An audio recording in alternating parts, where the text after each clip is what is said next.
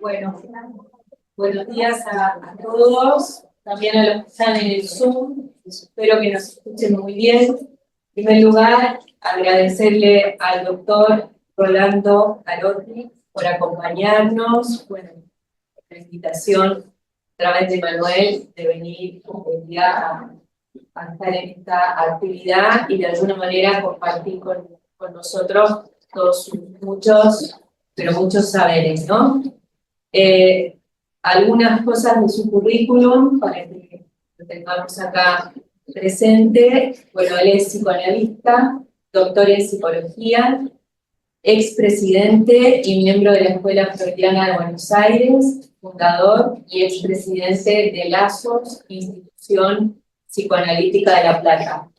Fue profesor titular de teoría psicoanalítica en la Facultad de Psicología de la Universidad de La Plata durante 28 años, director de la maestría en psicoanálisis de la Universidad de La Cuenca de Plata, director de la revista Contexto en Psicoanálisis, autor de numerosos libros, para citar solo los últimos: El niño, el espejo y la mirada, El goce y la mirada, sus luces y sus sombras, La mística y el goce femenino, Entre el exceso y el silencio, El síntoma y la sublimación. Ha dictado clases, presentado trabajos en Uruguay, México, Chile, Brasil, Estados Unidos, España, Francia, Cuba, Alemania e Irlanda. Y me imagino que además de esto tiene muchas otras cosas que contar. Bueno, simplemente darle la bienvenida y agradecerle nuevamente que esté acá. Los que están por Zoom, si alguien puede decir si escucha bien. Sí, se escucha perfecto. Listo. Bueno, listo. Adelante, por favor. Bueno, muchas gracias a la presentación y por supuesto le agradezco también a Manuel Rubio la invitación para conversar con ustedes, porque esa es un poco la idea, la de presentar primero algunas cuestiones importantes sobre la temática que me pidió Manuel, es decir, sobre el complejo de Edipo, el nombre del padre, la metáfora paterna, y los dispersos problemas que giran en torno a esa cuestión. De todas maneras, como primera idea, quiero proponerles una formulación muy amplia, pero que puede ser una buena introducción para el problema que intento desarrollar hoy.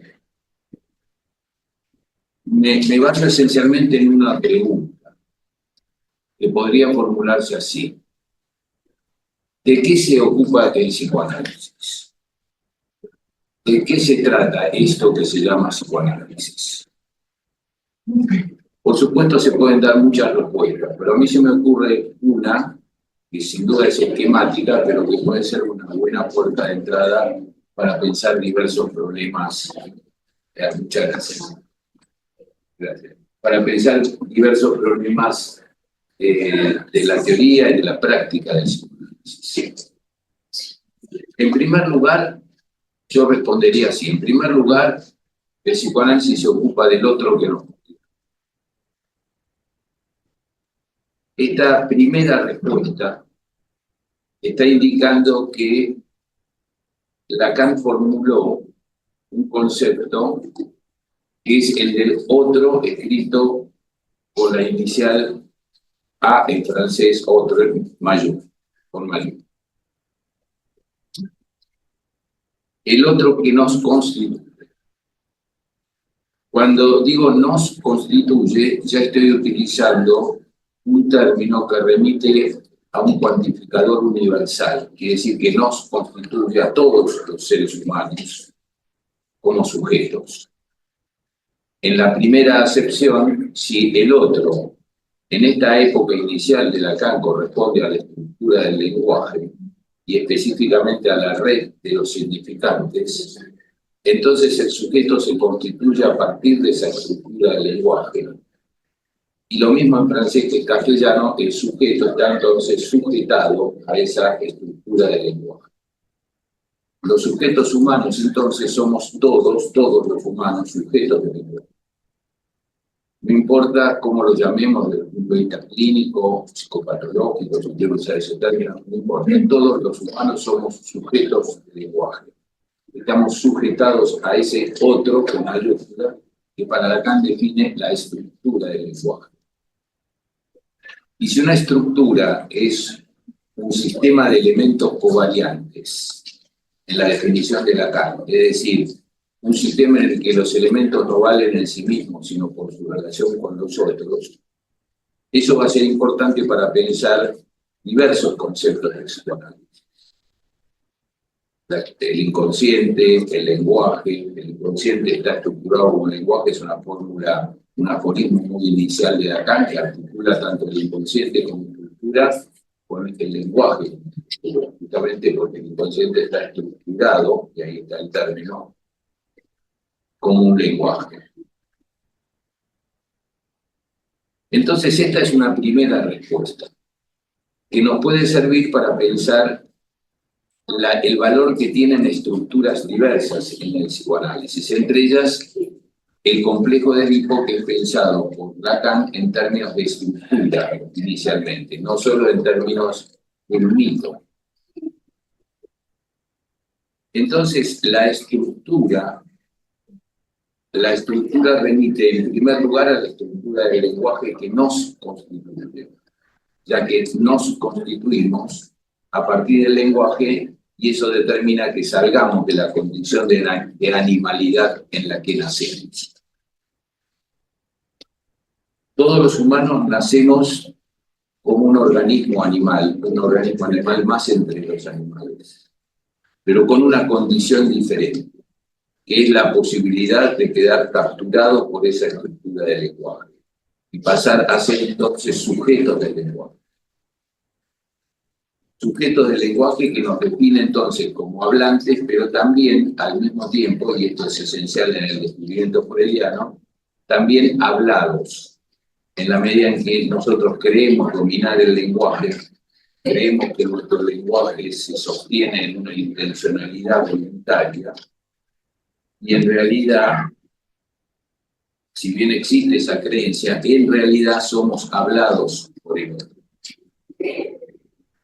Cuando un paciente, después de hablar muchas sesiones sobre su malestar por la violencia en el mundo, de su malestar por la violencia entre los seres humanos en la vida cotidiana, después de exaltar su propia persona y de algunos de sus amigos por ser diferentes, por ser pacíficos, y hablar sesiones y sesiones cuestionando a la violencia, al finalizar una sesión me dice: me olvidaba, hoy le tengo que pegar, perdón, le tengo que pagar. La pregunta es, ¿quién habló cuando habló? La pregunta de Lacan, la pregunta inicial, es ¿qué significa hablar? ¿Qué es el lenguaje? ¿Qué es el lenguaje humano en particular? Pero Lacan perfecciona la pregunta.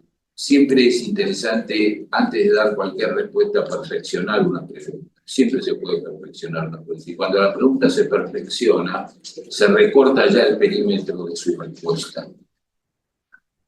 Por eso, Lacan, en vez de seguir avanzando sobre la pregunta ¿qué es hablar? ¿Qué es el lenguaje?, termina haciendo una pregunta mucho más consistente, más sólida, que ya, como les decía, recorta el perímetro de su respuesta, que es ¿quién habla cuando habla? Es claro, si ustedes le preguntan a alguien en la vida cotidiana que no está en el mundo psi, no digo necesariamente psicoanalítico, a lo mejor se sorprende mucho de que ustedes le pregunten quién habla cuando habla. Porque lo más probable es que respondan, ¿pero qué pregunta? Claro, preguntar quién habla cuando hablo, quién no habla, hablo yo.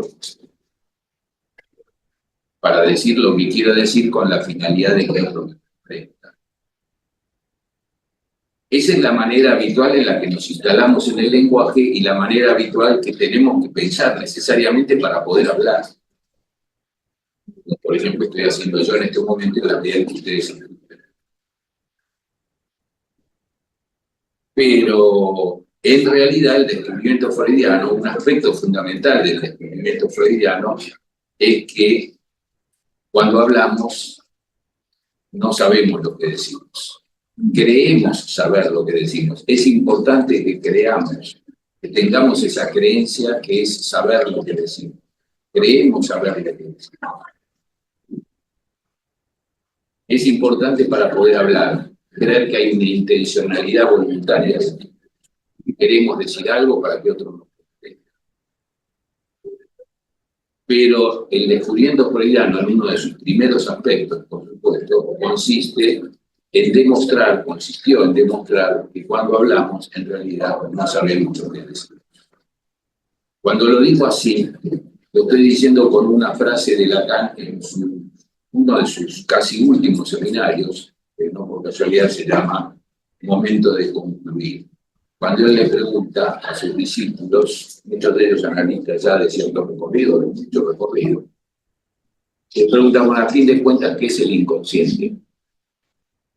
Y él, antes de que respondan, porque no estaba llegando tanto esa respuesta, él dice, el inconsciente es una tesis incesantemente verificada que consiste en que cuando hablamos no sabemos lo que decimos. Creemos saber lo que decimos.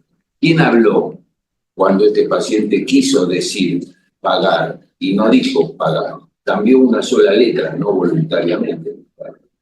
Tuvo lo que clásicamente todo el mundo sabe que se llama acto fallido, un lapsus mínimo, un detalle. Bueno, Freud enseñó el valor de los detalles, el valor de escuchar los detalles, porque tiene un valor altamente significante, lo más insignificante, en este caso es el cambio de una letra.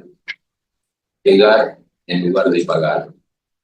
Habló otro en él.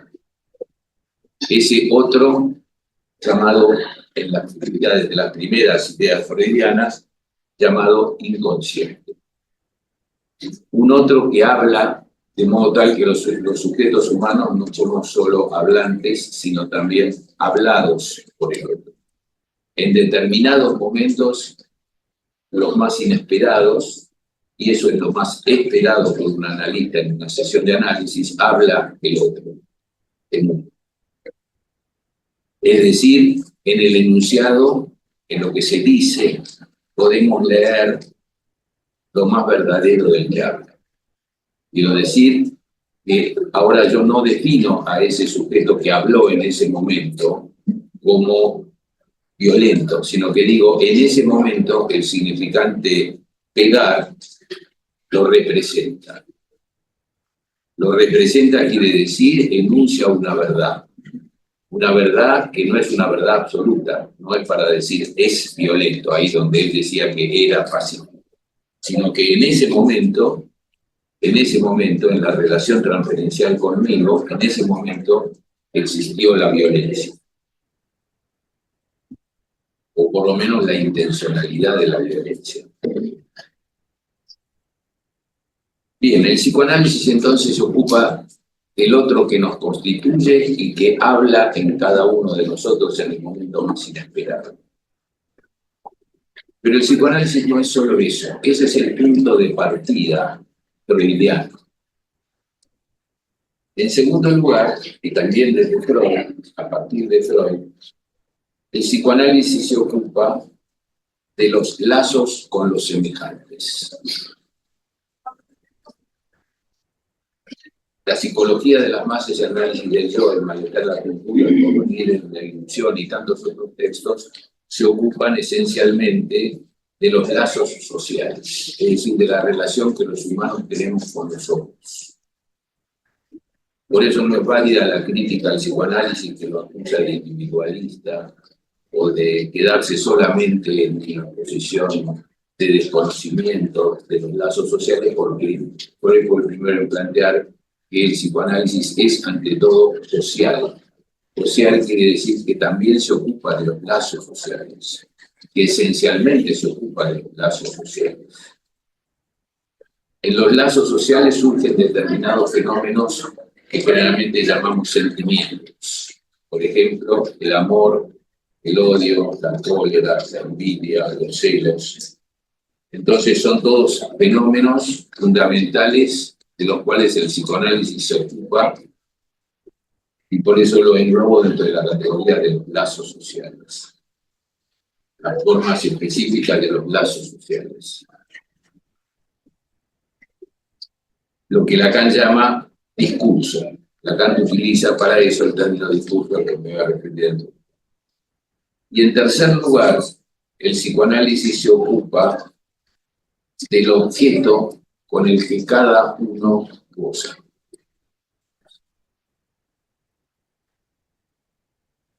El psicoanálisis se ocupa del objeto con el que cada uno goza. Fíjense que ahora, a diferencia de la primera respuesta en la que dije el psicoanálisis se ocupa del otro que nos constituye a todos los seres humanos, ahora digo, en tercer lugar, el psicoanálisis se ocupa del objeto con el que cada uno goza. Al decir cada uno, estoy diciendo uno por uno, es decir, en forma singular. Cada uno goza de un modo singular. Cuando Lacan redefine el término castración de Freud, en Freud el término castración se aplica como complejo de castración, como núcleo del complejo de Edipo, como fantasía de castración, como angustia de castración. También Freud habla del agente de la castración. Hay distintas variantes del término castración. Pero en Freud el término castración, que es el núcleo del complejo de Edipo, ya tiene una transformación respecto del uso común de la palabra castración. Porque el uso común, en cualquier lengua, el uso común de la palabra castración significa amputación de los genitales, pero no de todos los genitales.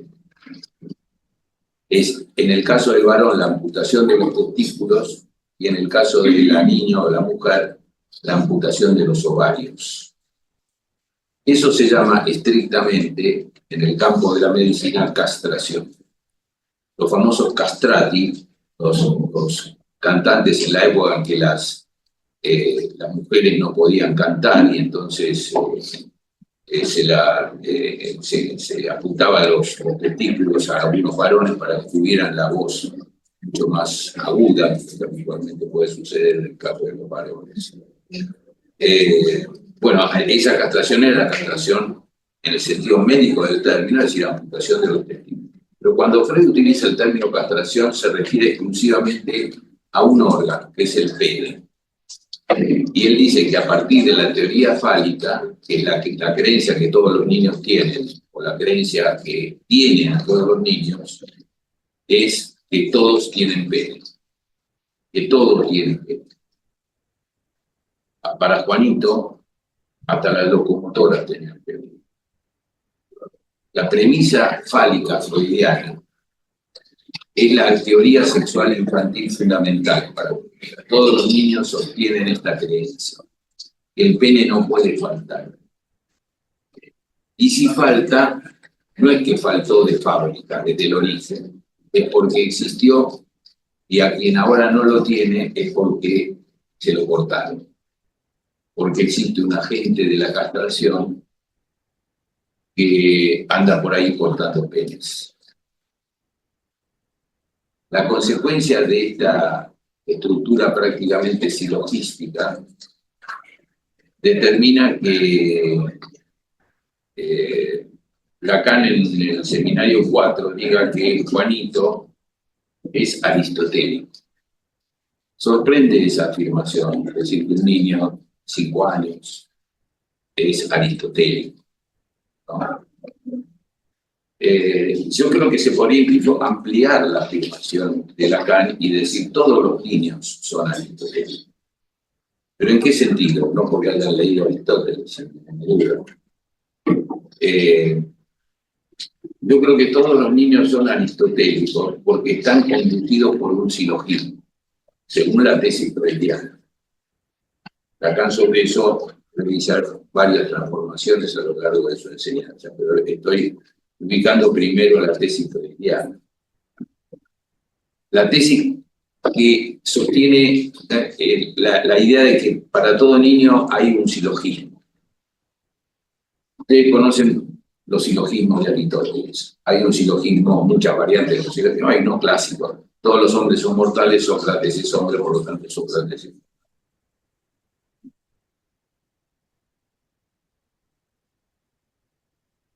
Todos los hombres son mortales, es una afirmación universal.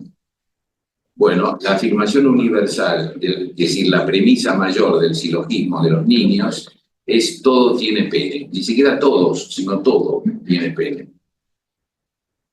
Es una afirmación universal que opera como premisa mayor de un silogismo. Un silogismo que posee a todos los niños. Y la premisa menor es que existe al menos uno que no tiene. Cuando el niño observa que hay seres humanos, que comúnmente se llaman las niñas, que no tienen pene. Las niñas o las mujeres o las madres que no tienen pene. Entonces, todos tienen, premisa mayor. Existe al menos uno que no tiene, porque observé que al menos uno no tiene. Y atribuyo esa falta a un agente de la castración, imaginado como el padre, que anda por ahí entonces cortando penes. Como si el niño pensara en su imaginería: si hay alguien en el mundo cortando penes, poné mejor tus barbas en remojo, porque en cualquier momento te toca a vos. De modo tal que, como todo silogismo, ese silogismo tiene una conclusión. Y la extraordinaria conclusión de ese silogismo, que es un razonamiento deductivo, es un afecto. La conclusión de un razonamiento lógico, deductivo, perfecto, es ahora un afecto. El afecto por antonomasia para los seres humanos, que es la angustia. Que Freud llama angustia de castración. La angustia de castración es esencial para los varones. La niña, dice Freud, bueno, entonces no debería presentar esta angustia de castración, porque ya está perdido lo que el varón teme perder. Esta es la famosa tesis falocéntrica tan cuestionada en vida de Freud. Cuestionada porque se afirmaba que si se dice que a la niña le falta, entonces ¿por qué no pensar también la falta del lado del varón? Bueno, yo no quiero detenerme tanto en las consideraciones freudianas, porque supongo que ustedes habrán trabajado también algunos de estos temas, pero lo recuerdo para pensar la nueva vuelta que Lacan da sobre este tema.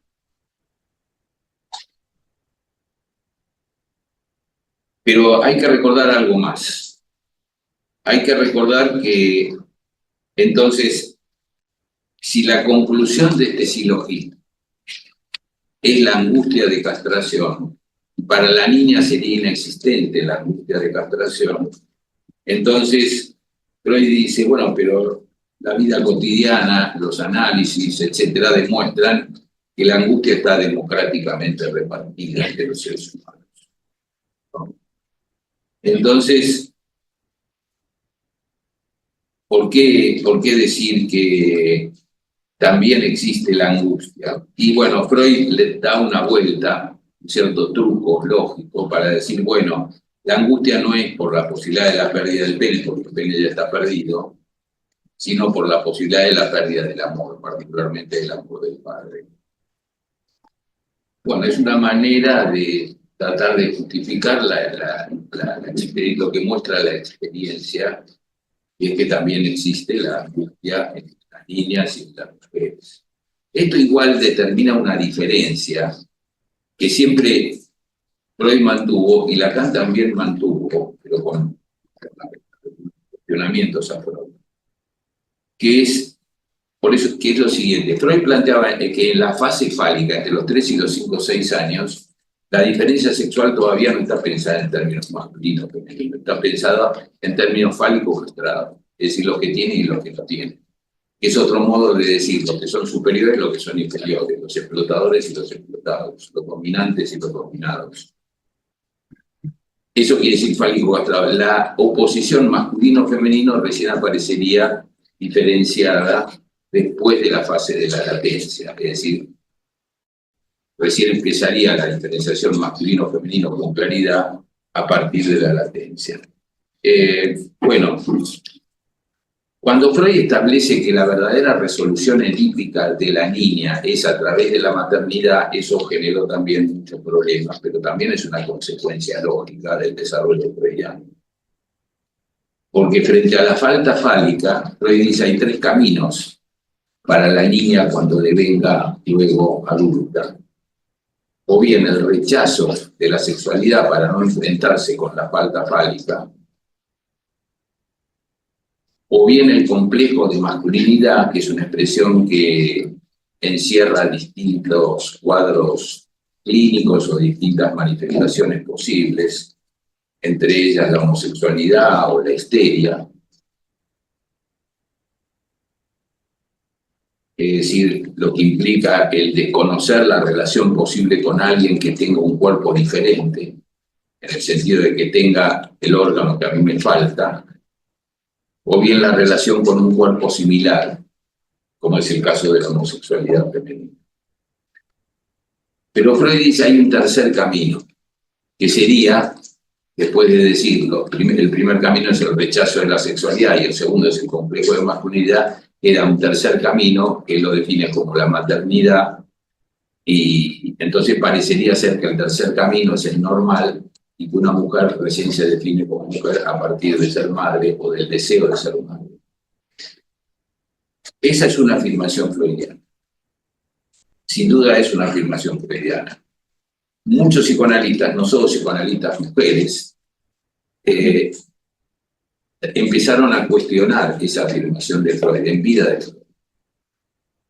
Y también el movimiento feminista naciente empezó a cuestionar esa afirmación. ¿Por qué una mujer es mujer si desea ser madre o es madre? Y nada más. No hay posibilidad de lo femenino en una mujer si no es a través de la maternidad. Freud tampoco estaba muy conforme con esa conclusión. Pero esa conclusión era la conclusión de un razonamiento que partía de una premisa, la premisa mayor, que consiste en todo tiene pene. Y entonces Freud decía, muy bien, la premisa mayor es una premisa que funciona como una teoría sexual infantil, es lo que los niños creen. Ahora, partiendo de esa premisa, yo llego a varias conclusiones. A la conclusión de la angustia de castración en el varón, esencialmente, su manera particular en la niña con miedo a perder el amor del padre, y finalmente la tesis de que la femineidad verdadera es la maternidad o el deseo de maternidad, el deseo de ser madre. Ahora, cuando a Freud lo cuestionaban, Freud pensaba, terminaba de decirlo así, porque era así, que pensaba que él tampoco le convencía mucho su conclusión, pero era la conclusión de un razonamiento. Entonces, él decía, bueno, yo no tengo otro razonamiento, hagan otro razonamiento ustedes que me cuestionan, y ahí podemos discutir, porque una crítica a un argumento lógico deductivo no puede realizarse con el argumento del me agrada o no me agrada, ¿no? Es como si ustedes dijeran, bueno, acá después puedo escribir la fórmula de la relatividad de Einstein, E igual a mc al cuadrado, que la energía es igual a la masa por la velocidad de la luz al cuadrado, que es decir, lo mismo por segundo, y entonces a lo mejor usted dice, no, eso a mí no me gusta. Otro día a mí me gusta, a mí no importa que le gusta, no se trata de si le gusta o no le gusta, se trata de si eso encierra una verdad, si realmente la energía y la masa son interconvertibles. Es un larguísimo desarrollo teórico para llegar a esa conclusión. Entonces, el cuestionamiento es con otro razonamiento para que entonces se pueda llegar a otra conclusión. Por lo tanto, Freud decía, bueno, hay que partir de otra premisa. Bueno, en la historia del psicoanálisis nadie partió de otra premisa, todos quedaron en no me gusta, o lo repito, porque hago del psicoanálisis un dogma, no se trata de eso. Entonces no se trataba ni de decir me gusta o no me gusta, pero nadie, hasta que Lacan lo formula aproximadamente en los comienzos de la década del 70. Lacan se muere en 1981, o sea, ya en la última etapa de su vida. En ese momento es cuando Lacan sí establece una novedad fundamental, pero no me voy a referir ahora a esa novedad. Quiero avanzar primero en el concepto de castración, porque yo dije que la castración en Freud estaba pensado como la pérdida o la posibilidad de la pérdida, en el caso de que la castración esté consumada como en la niña, o la castración como posibilidad en el varón. La castración está referida a la posibilidad de la pérdida del pene.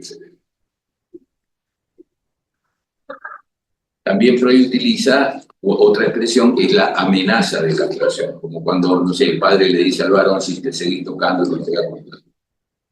Amenaza de castración.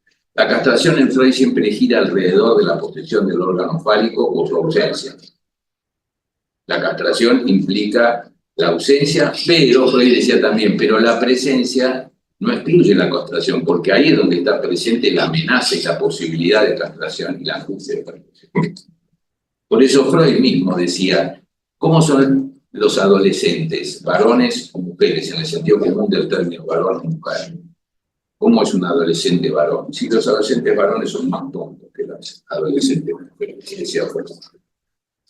Porque el varón ya está movido por el régimen del temor y específicamente de la angustia. En cambio, la niña vive bajo el régimen de la esperanza. ¿Qué quiere decir el régimen de la angustia? Ya lo dije brevemente, lo que Freud insiste permanentemente. El varón siempre teme perder lo que tiene. Por eso un varón, cuanto más quiera demostrar su virilidad, más uno tiene que pensar sobre qué deseos homosexuales se está defendiendo, lo decía Freud. Cuanto más se quiera demostrar con el desarrollo del cuerpo, con su poder, con su auto maravilloso, con su modo que hace mucho ruido, con fuerza, cuanto más un varón quiera demostrar su virilidad, más uno tiene que pensar que ahí hay una defensa frente a la homosexualidad. Sino para qué querer demostrar tanto. La niña no pasa por ahí, la adolescente no pasa por ahí. Dice Freud, vive bajo el régimen de la esperanza. ¿Por qué? Porque es la esperanza de sustituir el pene que le falta por el hijo. Nuevamente el problema de la maternidad. El varón vive bajo el régimen del temor, la niña vive bajo el régimen de la esperanza. Bueno, son afirmaciones para tomar en cuenta, muy interesantes, pero siempre hay un dejo de cuestionamiento posible que Freud no terminaba de resolver y nadie terminaba de resolver. Ya que, como les decía, no alcanza con decir esto no me gusta o esto me parece malo. Entonces, quiero presentar otro término, otra interpretación del término castración. Lacan va a extender aún más la problemática de la castración para referirla esencialmente a la falta de goce absoluto. Por eso cuando di mi tercera respuesta de lo que se ocupó el psicoanálisis, cuando dije el psicoanálisis se ocupa del objeto con el que cada uno goza, está diciendo que no existe ningún objeto que pueda ser adecuado para el goce de todos.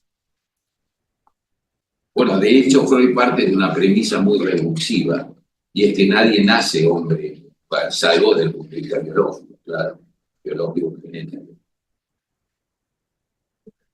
pero desde el punto de vista de la subjetividad, hay que llegar a ser hombre, llegar a ser mujer, pero nunca se llega a ser en forma conclusiva y definitiva porque el proceso que ya había estudiado Freud de llegar a ser es un proceso que resulta de identificaciones. Si el complejo de Edipo tiene algún sentido en Freud, es porque promueve identificaciones que pueden ser concordantes o no con el sexo biológico. Esa es la idea freudiana del complejo de Edipo como un complejo estructurante de la sexualidad, que es lo que permite que alguien avance en un camino identificatorio o en otro camino identificatorio, ya sea identificaciones masculinas o identificaciones femeninas. Y si se avanza en un camino de identificaciones femeninas, es un complejo de Edipo que Freud llamaba normal, entre comillas, si no es el complejo de Edipo invertido. Es decir, cuando en un varón, desde el punto de vista biológico, las identificaciones que se promueven son identificaciones femeninas. Lo mismo podríamos decir para una niña. Entonces, el complejo de Edipo para Freud es una estructura que posibilita adquirir identificaciones, pero no adquirir por la voluntad. Las identificaciones se imponen, vienen del otro. Eso es lo que va a determinar entonces que el sexo subjetivo sea concordante o no con el sexo biológico, según las identificaciones. Esta es la idea de Freud. Ahora bien, Lacan, a la altura del seminario 3 sobre la psicosis, de una cuestión preliminar a todo tratamiento posible de la psicosis, que es un texto de los escritos, y luego en el seminario 5, que se llama La formación del inconsciente, estamos alrededor de los años 55 a 58 aproximadamente, es decir, una época en la que Lacan ya había introducido sus 3 registros, lo simbólico, lo imaginario y lo real, y en el que Lacan también había formulado la importancia de efectuar una operación que él llamó el retorno a Freud. El retorno a Freud es una operación ya efectuada por Lacan, que consistió en leer el conjunto de la obra de Freud para despejar la columna vertebral de ese pensamiento psicoanalítico freudiano, y se podría decir que entonces, cuando yo dije que el psicoanálisis se ocupa del otro que nos constituye, de los lazos sociales y del objeto con el que cada uno goza, eso es lo que Lacan encuentra, aunque no lo diga así, eso lo digo yo, pero infiero que es lo que Lacan también encuentra a través de esa operación, que es una operación de lectura que llamó retorno a Freud. El retorno a Freud, lo mismo Lacan lo dice, no es un retorno a las fuentes. No es como quien dice a Platón se lo lee poco y no hay que retornar a Platón. Es cierto, a Freud no se lo lee mucho, los psicoanalistas tampoco lo leen mucho. Una vez Lacan le preguntó a sus discípulos, ¿quién leyó acá entre ustedes la interpretación de los sueños del principio hasta el final? No era una pregunta inquisitiva para ver si alguien, siendo el primero de la clase, respondía yo, ¿no? Lacan sabía bien que prácticamente nadie había leído la interpretación de los sueños del principio hasta el final para tomar un solo texto. Pero ese es un modo de decir, se entiende. Era como decir, ¿quién leyó el conjunto de la obra de Freud para explicar qué dijo realmente Freud? Bueno, él tampoco lo había hecho. Y ya tenía más de 55 años. No es que estaba reprochando a otros. Porque cuando Lacan escribe el texto sobre el estallido del espejo en 1936, un texto que está perdido, Lacan se enojó con Jones y se fue del Congreso de Marienbad a ver las Olimpiadas de Berlín, en el año 36, tengan en cuenta, las Olimpiadas de Berlín era el comienzo, el ascenso de Hitler, ¿no? Y a Lacan le interesaba ver qué pasaba con ese fenómeno tan impresionante y tan terrible se venía ya anunciando. Ese trabajo está perdido desde 1936.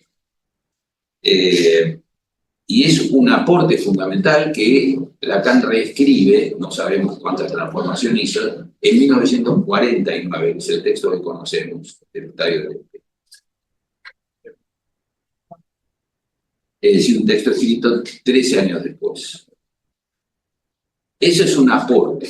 Tantos aportes se hicieron en la historia del psicoanálisis, ese es un aporte más importante. Pero muchos aportes, si se entiende lo que es un aporte es un agregado a una teoría, en este caso la teoría freudiana, que puede cuestionar algún aspecto de la teoría freudiana, puede reforzarlo, puede ir por un camino que se desvíe de lo que planteaba Freud, puede reforzar los argumentos de Freud, pueden ser aportes valiosos, pueden ser aportes desviacionistas.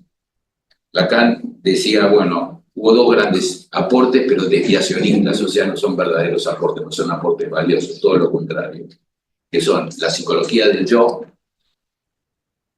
y el culturalismo del Freud. Esas dos concepciones para Lacan eran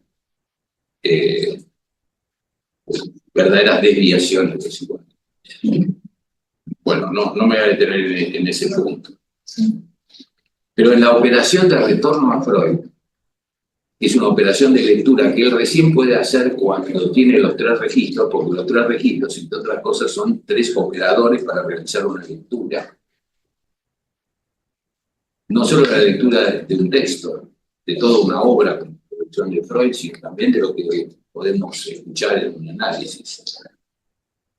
Lacan decía también, los tres registros son sistemas de coordenadas que permiten ubicar fenómenos y conceptos. Coordenadas. ¿No? Y como cuando alguien dice, bueno, ¿dónde nos encontramos? Nos encontramos, no sé, en Corrientes y Esmeralda. Esos son coordenadas. Coordenadas simbólicas, porque están el nombre de dos calles que se cruzan, entonces yo puedo encontrarme en la esquina a determinada hora, y esos son coordenadas simbólicas. El valor imaginario que sostiene lo que pone es otra coordenada. Yo tenía un paciente que después de escenas de violencia verbal en la sesión salía totalmente confusa, casi en un estado de estupor.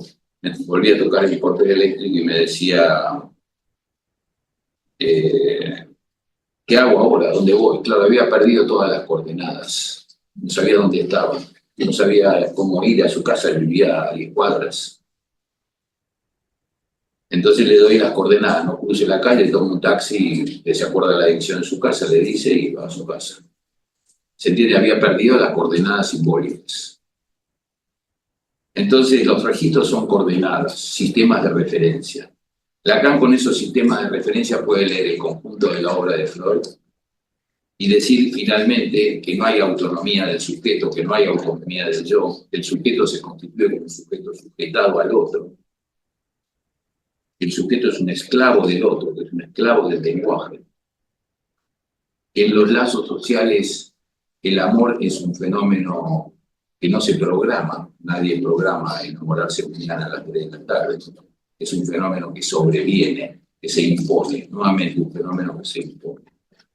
Y en tercer lugar, como no hay sexualidad natural, cada uno goza como puede.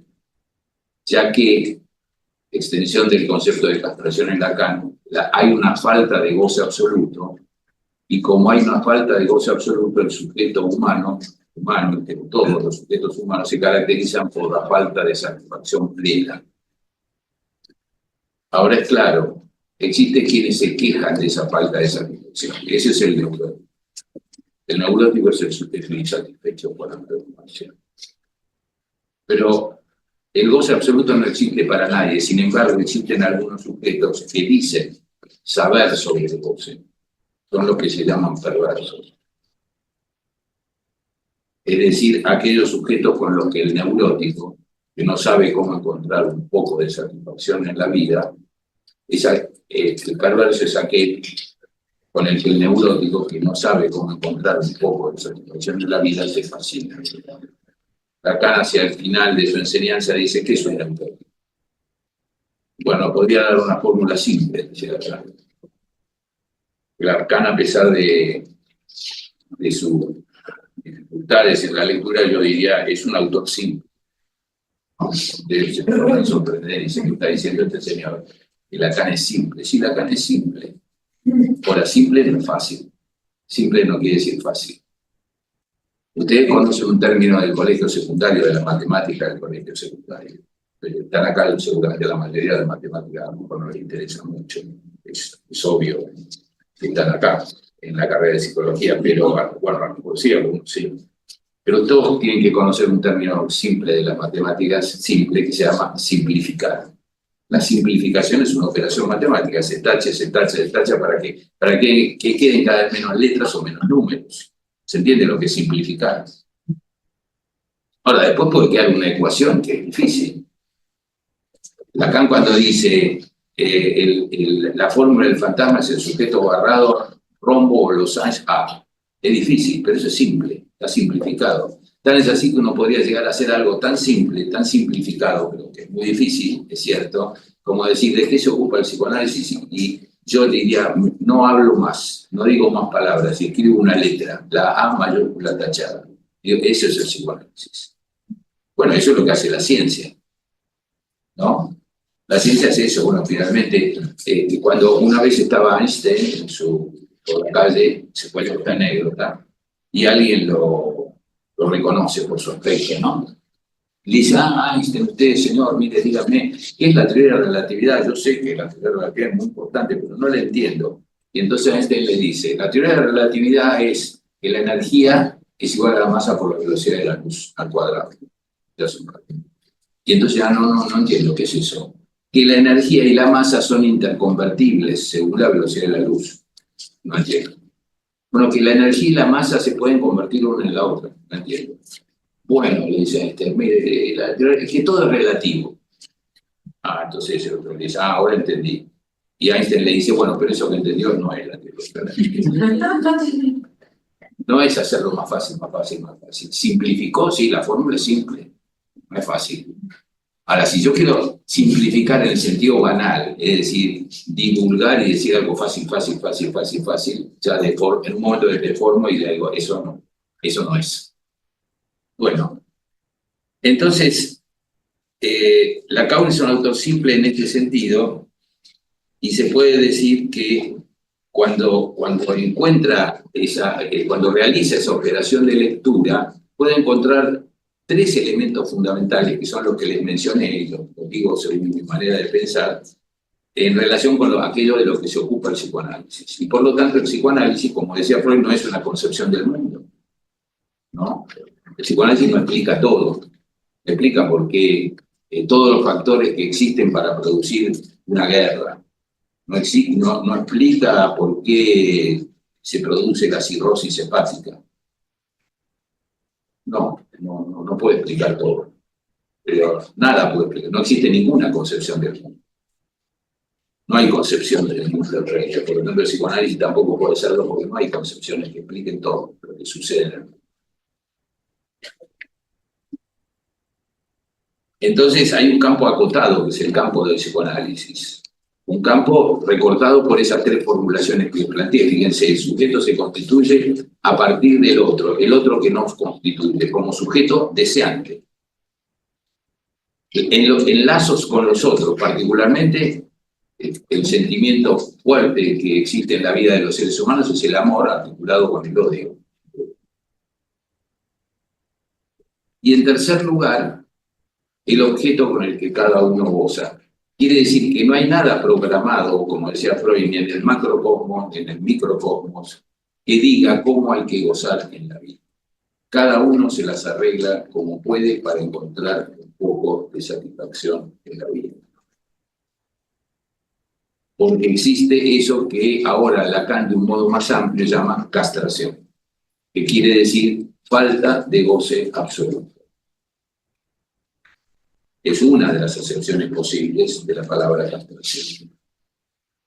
Por lo tanto, frente a la falta de goce absoluto, cada uno encuentra un goce siempre parcial, siguiendo una idea que estaba en Freud, cuando Freud decía, la naturaleza misma de la función sexual es incompatible con la satisfacción plena, la sexual de Freud. La naturaleza misma de la pulsión sexual es incompatible con la satisfacción plena. La sexualidad humana nunca es plena en términos de satisfacción. Piensen ustedes cualquier satisfacción en la vida de cada uno de ustedes. Nunca es una satisfacción plena. Puede haber satisfacciones importantes, sin ninguna duda. Puede haber satisfacciones diversas, incluso la satisfacción sexual orgásmica. Pero él nunca es una satisfacción plena. Si alguien después del orgasmo fuma un cigarrillo, si fuma o mira televisión, es porque no alcanza la satisfacción que se ha producido, aunque haya existido una fuerte satisfacción. Entonces, si la satisfacción plena no existe, cada uno se las arregla como puede para encontrar una forma de significación, de satisfacción. Pero, bueno, acá tuve el fallido de significación, yo iba a decir satisfacción. Satisfacción, pero la significación es otro punto importante. En Freud se puede decir que hay que diferenciar con claridad la significación de la satisfacción. Se entiende que no es lo mismo la significación que la satisfacción, porque la satisfacción afecta al cuerpo. Aunque también esté ligado al lenguaje, la significación es un hecho esencial del lenguaje. La significación compromete al cuerpo, a zonas privilegiadas del cuerpo, que después ya llamó zonas erógenas. Entonces, la significación no es lo mismo que la satisfacción. La significación es un fenómeno de palabra. Uno cree que está emitiendo determinadas significaciones, pero seguramente hay otras significaciones que a uno se le escapan, como ya dije, porque existe el inconsciente. Porque no sabemos todo lo que decimos cuando hablamos. Lacan da un ejemplo simple, lo digo con mis palabras, en el seminario 20, que se llama encore en francés, que se ha traducido aún, pero no es una buena traducción. Otra vez, podría ser o más todavía. En ese seminario 20, Lacan dice, entre un hombre y una mujer, entre un hombre y un hombre, una relación heterosexual o homosexual, la seducción es un hecho de palabra, es esencialmente un hecho de palabra. No, es muy interesante ese término que usamos como en la jerga argentina, el verso, ¿no? El verso, que tiene también esa connotación a veces de cierto engaño, hacer el verso, con cierta impostura, hacer el verso de que uno es superior, importante, etc., para que el otro lo valore o lo reconozca. El verso es un fenómeno de palabras, ¿no? El verso en este sentido, el verso en el sentido del verso poético también, que tiene una gran connotación relativa a lo que resuena, a la resonancia del sonido. Bueno, también el hacer el verso implica cómo resuena en el otro lo que yo estoy diciendo, ya que trato de seducir, trato de imponer mi figura como una figura ideal para el otro, para que quede fascinado conmigo. Pero Lacan dice, sí, perfecto. Yo también lo digo con mis palabras, pero cuando se atraviesa el borde de la cama y se encuentran los cuerpos desnudos, se acabó el verso. Es decir, ahora ya no es un acontecimiento de palabra. Ahí tiene que haber excitación sexual. Y ahí tiene que haber erección del pene. O indicadores de la excitación en un cuerpo, masculino o femenino. Esa es, acá lo llama, la hora de la verdad. Se acabó el verso. Ahora es la hora de la satisfacción. ¿Se entiende? No es lo mismo la significación que la satisfacción. Este juego complejo de lo que significa la significación, valga la redundancia, y la satisfacción, se pone en juego en la manera en que Lacan sistematiza el complejo de Edipo freudiano y lo redefine. Y lo digo en esos términos porque Lacan está en los seminarios 3 y 5, en particular, bueno, en el 4 también, en esa época de los seminarios 3, 4 y 5, en pleno momento de la operación del retorno a Freud. El retorno a Freud no era para criticar a Freud. Lacan después ya va a tener bastante tiempo para cuestionar a Freud, de a poco, hasta hacer fuertes cuestionamientos a Freud hacia el final. Aunque Lacan siempre se dijo freudiano. Yo soy freudiano, les dejo a ustedes si quieren ser lacanianos. dijo en la última etapa de su vida, cuando la primera y única vez que Lacan estuvo en América Latina, en Caracas. Bueno, en realidad antes había estado en México, pero tuvo una semana un poco de paso desde la vuelta de Estados Unidos, que había dado una conferencia en Baltimore, pasa por México, está una semana, no tiene ninguna actividad psicoanalítica y vuelve a París. Pero la única vez que está en la América Latina y habla y expone sus ideas ahí, ya muy poco antes de morir, es en Caracas, en 1980. Y ahí es donde dice, yo soy freudiano. Ya lo había dicho antes, pero lo vuelve a decir ahí, yo soy freudiano. Lo que sí agrega es, sean ustedes lacanianos, que lo dice ahí, que estaban ahí en presencia, sean ustedes lacanianos, si quieren, no es obligatorio. Efectivamente no es obligatorio ser lacaniano. No es obligatorio. Quiere decir, alguien puede ser psicoanalista sin ser lacaniano, y no puede ser un psicoanalista, puede ser, porque no es obligatorio ser lacaniano. Lo que hay que ver es qué quiere decir ser lacaniano. El punto de partida de la dimensión lacaniana está sin duda en el retorno a Freud, pero todavía ahí no está lo más auténticamente lacaniano, cuestionador de Freud. Pero de todas maneras es importante ubicarse en esa época en la que Lacan postula la metáfora paterna. ¿Por qué? Porque Lacan está haciendo una lectura de Freud, no una crítica, no es una lectura crítica, no. Se dan cuenta enseguida, no tiene sentido hacer una crítica sin saber lo que un autor dijo. ¿No es cierto? Primero hay que saber qué dijo ese autor, después hay tiempo para criticar. Es muy importante criticar, porque si no hay crítica, no hay lectura. Si no hay lectura, esa concepción es un dogma. Dogma es lo que no debe leerse, ¿no es cierto? Debe repetirse ritualísticamente. Y bueno, hay dogmas y dogmas, pero una teoría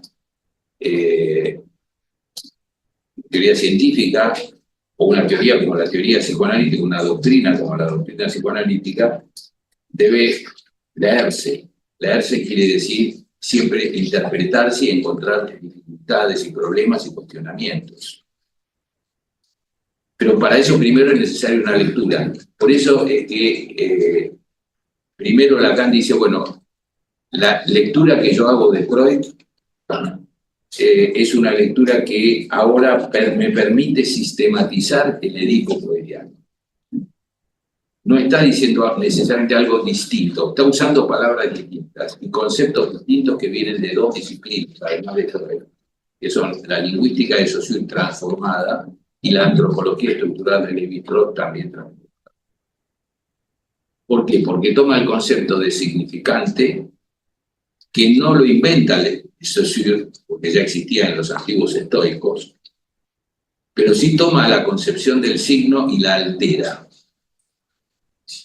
Toma la concepción del signo porque Saussure decía, el signo es un significante asociado a un significado, como si fueran anverso y reverso de una hoja de papel. Ustedes se imaginan, ¿yo cómo voy a separar anverso y reverso de una hoja de papel? Está diciendo eso, es como cara y seca de una moneda. No, ¿cómo lo voy a separar? Son inseparables. Entonces, significante y significado son inseparables. Todo significante tiene un significado, todo significado un significante. Ahora bien, el significante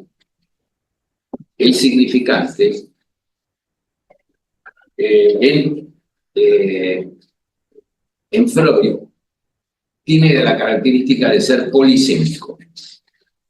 Es decir, un significante puede tener muchos sentidos.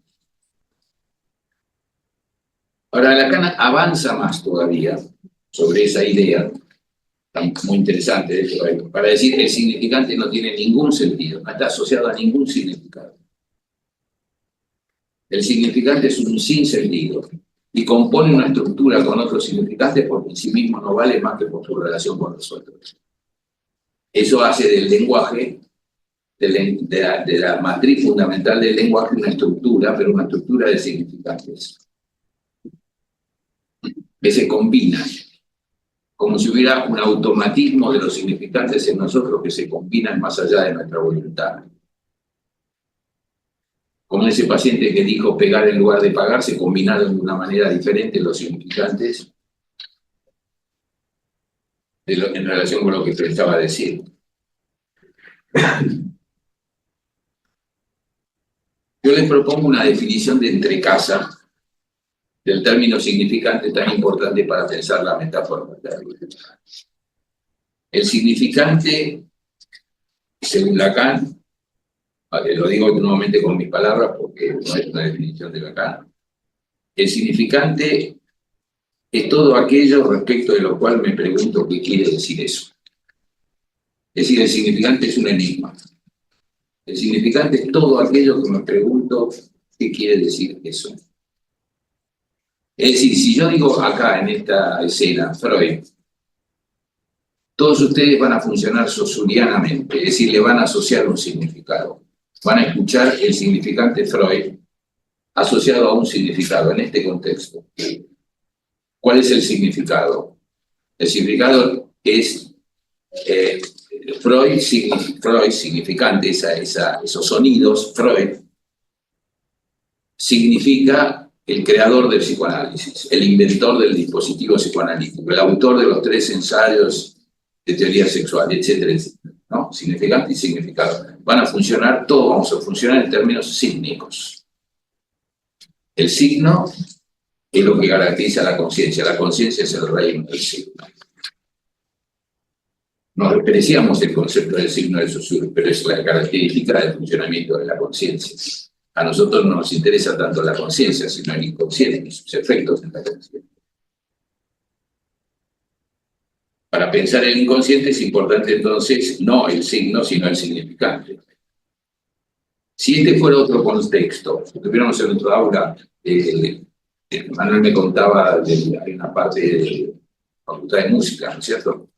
Si estuviéramos en un aula y yo fuera el profesor de música o fuera músico y pusiera mis ideas sobre composiciones musicales, y estuviera hablando de Beethoven y utilizo la palabra Freud, nadie la entendería. En principio, según cómo la use, por supuesto, pero si la uso en el contexto de la explicación de la 9ª sinfonía de Beethoven, nadie la escucharía como creador del psicoanálisis. ¿Por qué? Porque Freud quiere decir alegría.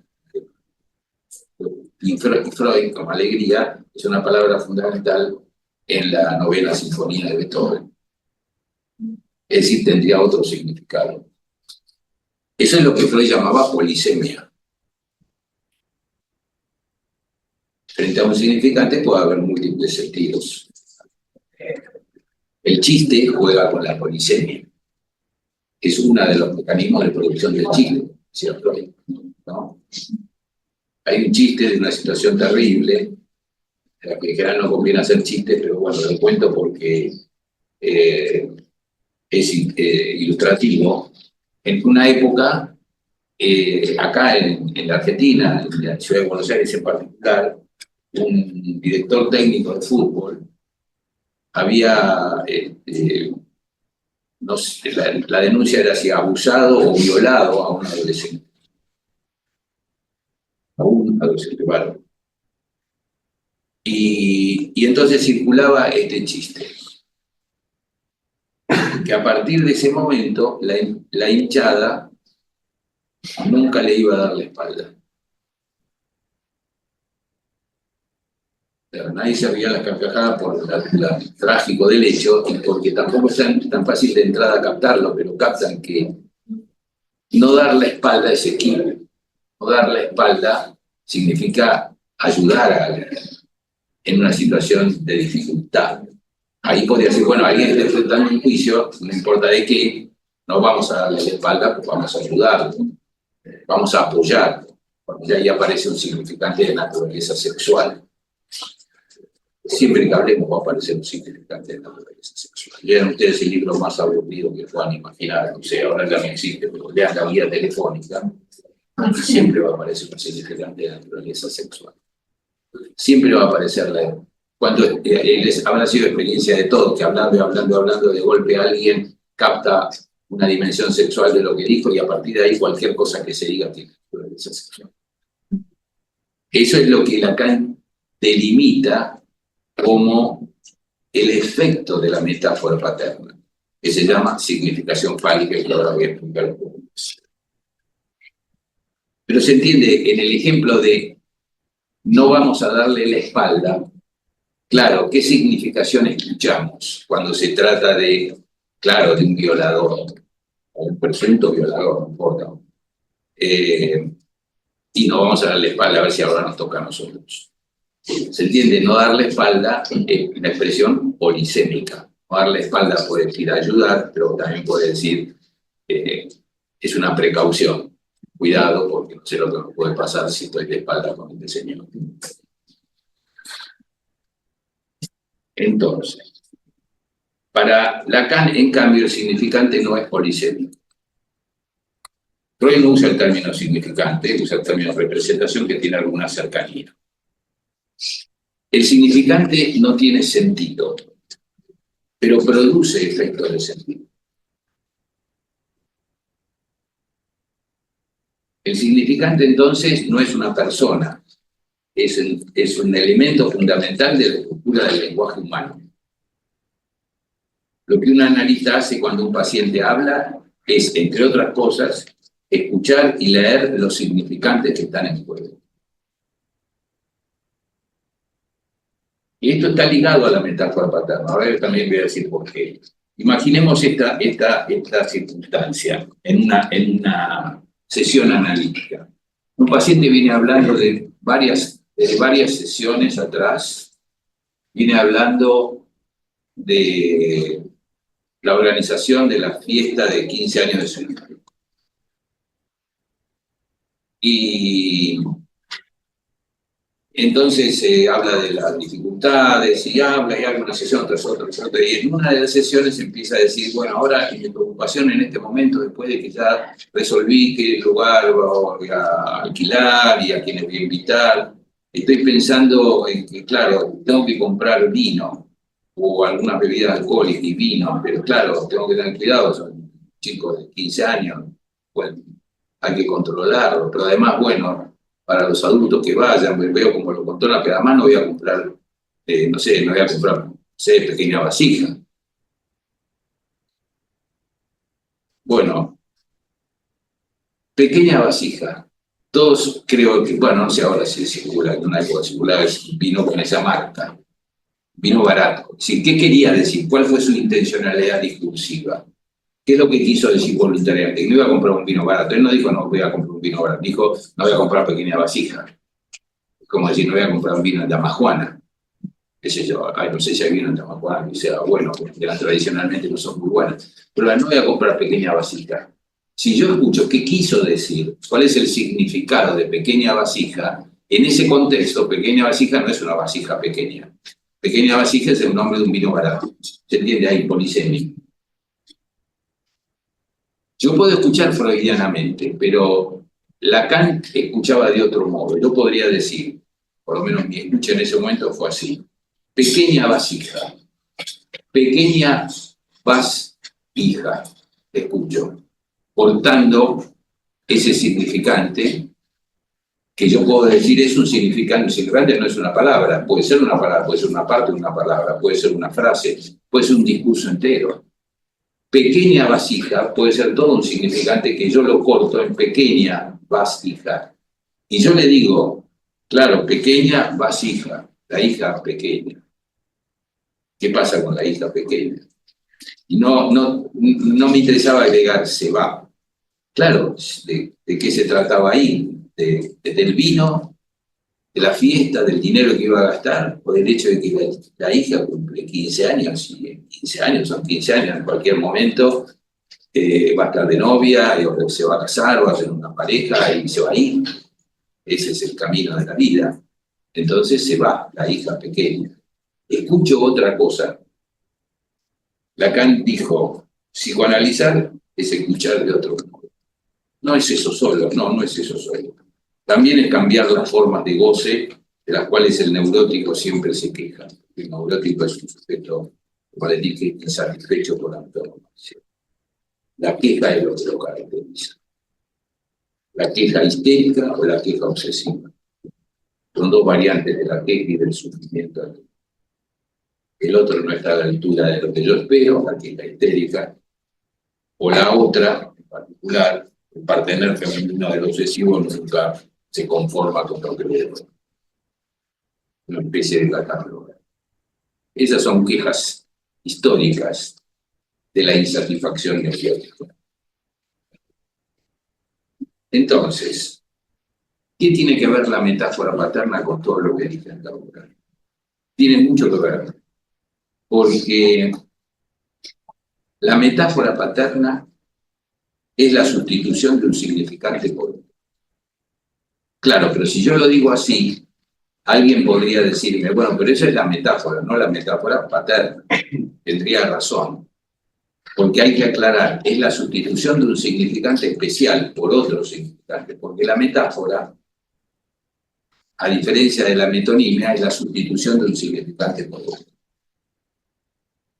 Una definición novedosa de Lacan, porque metáfora es un término clásico, igual que metonimia, igual que tantos otros, de la retórica clásica. Por ejemplo, ya mencioné a Aristóteles que era genio sin duda, tiene trabajos muy importantes en torno a estas figuras de la retórica, particularmente la metáfora. Pero había otros autores, cuando todos los conocimientos griegos pasan a Roma y al Imperio Romano, y Quintiliano hace un gran desarrollo sobre la figura retórica. Los antiguos creían que había dos maneras de hablar, una manera directa y una manera indirecta.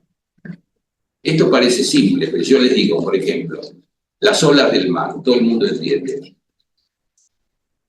porque además específico, las olas del mar.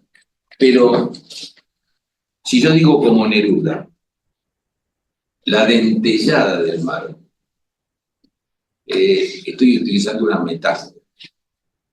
En vez de ola, dentellada. Sustituyo un término por otro. Bueno, esto es clásico. Lacan va a especificar más y dice la sustitución de un significante por otro. Y la metáfora no es una operación voluntaria que alguien haciendo un cierto esfuerzo, más o menos, como puede decir un poeta, puede lograr que fluyan metáforas. En realidad siempre que hablamos hay metáfora, porque toda palabra es sustitutiva de la cosa. Toda palabra es sustitutiva. Pero la metáfora a la que se refiere Lacan no es la metáfora inherente al acto de hablar en todo contexto y en todo momento, sino una metáfora que se produce en determinado momento del acto discursivo. Cuando el paciente que les comenté dijo pegar en lugar de pagar, hubo una metáfora, una sustitución de un significante por otro. Y digo un significante, porque después hay alguien que quiere decir pegar en lugar de pagar. ¿Por qué pegar en lugar de pagar? El pegar puede tener varias acepciones también, hay que sigue asociando en torno al pegar, aunque tiene de entrada una cierta relación con la violencia, pero hay que aprender pegar también es quedar pegado, o pegar algo, adherir a algo, etc. Bueno, entonces la metáfora paterna es la sustitución de un significante especial, de un significante privilegiado, importante, que Lacan llama deseo de la madre, que es sustituido por otro, que Lacan llama nombre del padre. Acá viene entonces una cuestión importante. Lacan no dice la sustitución de la madre por el padre. Hay una tendencia muy rápida, y hay algo de lo que dice Lacan que a veces ayuda para esa pendiente, que es interpretar la metáfora paterna, es decir, la manera en que Lacan piensa y sistematiza el Edipo freudiano de una manera psicológica, no psicoanalítica. La psicología, dijo Lacan una vez, es un error de perspectiva. Hay que ubicarse en otra perspectiva para leer los fenómenos de la subjetividad humana. No es la sustitución del papá por la mamá, no es que el niño debe primero estar con la mamá y después alejarse de la mamá, porque no conviene estar siempre toda la vida con la mamá. Sí, uno podría decir, está bien, es un problema, sí, que toda la vida alguien, sea un hombre o mujer, biológicamente hablando, quede toda la vida pegado a la mamá. No haga más que ser quedar como, dice Lacan, al servicio sexual de la madre, para que entre los dos hagan una especie de unidad autocomplaciente. Está bien, que es mejor que la vida no sea eso, ¿cierto? Yo tenía un paciente que era esquizofrénico a los 15 años, después de su primera internación había empezado a salir un poco con una chica que conoció en la misma internación, y cuando lo veo con la madre, una vez ya salido de la internación, la madre se movía un poco, él se movía. La madre hablaba, él repetía en forma ecolálica palabras de la madre. Formaban un cuerpo único. No es muy recomendable que la vida sea eso, sin duda, ¿no? Bueno, pero de todas maneras, la metáfora paterna, la manera en que Freud piensa y sistematiza, remarco el término sistematiza, el Edipo freudiano, no es el hecho, no consiste en el hecho de decir tiene que haber un padre que separe a la mamá del hijo. Si esa es la conclusión que se saca, o tiene que haber un tercero, pongamos por caso el padre o quien sea, que corte la relación entre la mamá y el nene, porque eso es una función problemática. Si eso es todo, si así se pensó, se diluyó la riqueza del pensamiento de Lacan con la idea de la metáfora.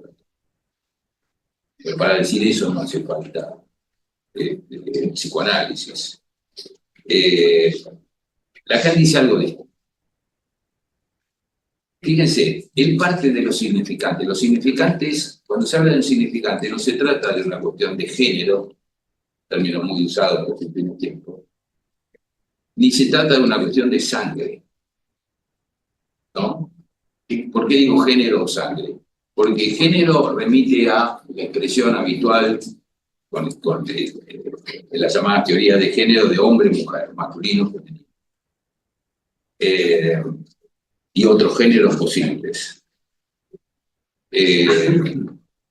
No binario, por ejemplo, se estableció incluso legalmente. Los sexos se pueden declarar. Cuando alguien ahora hace una declaración o llena la ficha en un aeropuerto, dice hay masculino, femenino, o no binario. ¿No? En algunos lados dice masculino, femenino, en otros países dice masculino, femenino, preferiría no decirlo. Un poco al estilo de Barthes, que cuento que traduzco vos, preferiría no hacerlo. Bueno, muy bien. Pero la cuestión es que cuando Lacan se refiere ahora a un significante especial, que dice nombre del padre, rápidamente uno piensa que dice nombre del padre, como dice padre, yo selecciono la palabra padre y lo puedo pensar rápidamente en términos de género o de sangre. ¿Se entiende? El nombre de género lo pienso, padre, hombre. ¿No? En principio, alguien podría decir, bueno, puede cumplir la función, bueno, no, pero antes de pensar en la función, si lo pienso en términos de género, digo un hombre. Y si lo pienso en términos de sangre, digo, es el consanguíneo fundamental, sobre todo si fue el que puso el espermatozoide. Entonces, rápidamente tendemos a pensar la expresión padre en términos de género o de sangre. ¿Se entiende? Bueno, no es lo que Lacan está diciendo cuando dice padre. Acá viene entonces y menos cuando dice, y por algo lo dice así, nombre del padre. Fíjense, el nombre del padre es un significante. Nombre del padre es una expresión que, como ustedes saben, proviene de la religión católica. Nombre del padre, el hijo y el Espíritu Santo. De ahí toma Lacan la expresión nombre del padre. Que la toma de ahí no quiere decir que sea lo mismo, exactamente lo mismo, pero interviene en nombre del padre. Que alguien interviene en nombre de.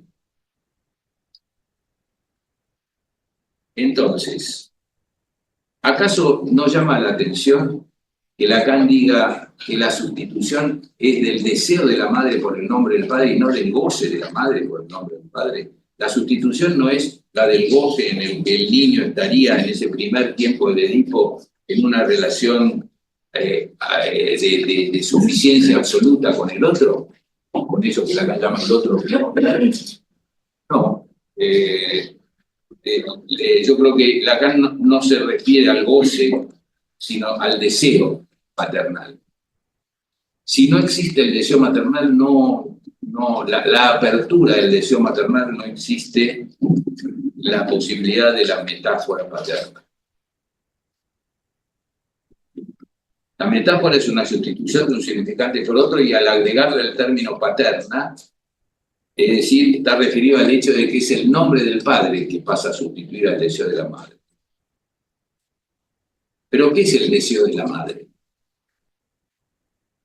El deseo de la madre, yo diría así, es un deseo que no se agota en el deseo del hijo.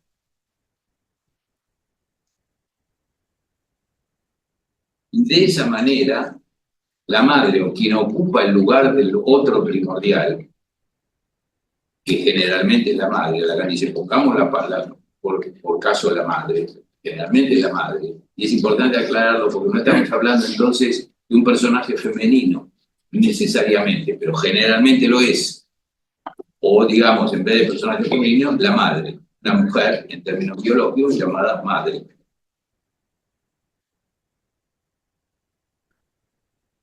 Ahora bien, el deseo de la madre, cuando no se agota en el deseo de un hijo, se llama padre. Dicho de otra manera, padre es un significante que en Lacan quiere decir el deseo de la madre que no se agota en el deseo de un hijo. Primera acepción del concepto padre. Se ve por qué cuando él dice padre como nombre del padre, que es un significante, no es una persona, no es un individuo, no es un consanguíneo, no es el que puso el espermatozoide.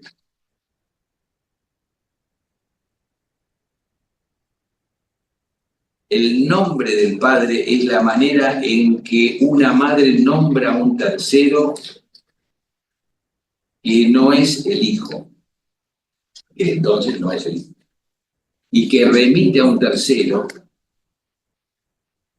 que Lacan denomina nombre del padre, o ley del padre, o padre simbólico, o padre muerto.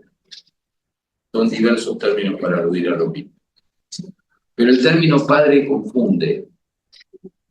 La ley del padre es el deseo materno que no se agota en el deseo del hijo. Les voy a contar una anécdota, pero ustedes seguramente la conocen. Es una anécdota de la Biblia, una historia de la Biblia.